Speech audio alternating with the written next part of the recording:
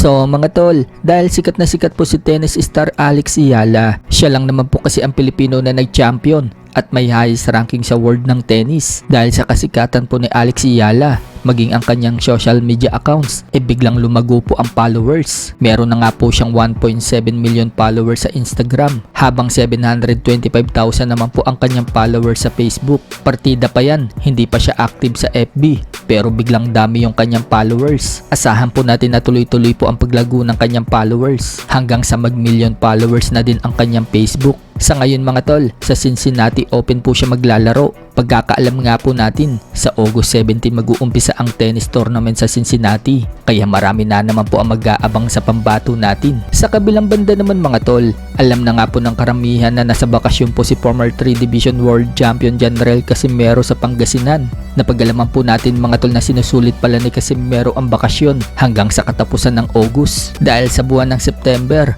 mag-uumpisa na po mag-training si Casimero. 3 buwan po ang paghahanda niya sa darating na laban niya sa December. Kaya ngayon, happy muna si Casimero. Paparty-party muna siya kasama ang kanyang GF. Kapag nag-training na po kasi ulit si Casimero, focus na naman po siya sa pag-iinsayo. Pero hindi pa tukoy mga tol kung sino yung makakalaban ni Casimero sa December. Batong na ng September, ayun, papawis na, di na lalabas ng bahay. Diba? Say yes. Work hard na.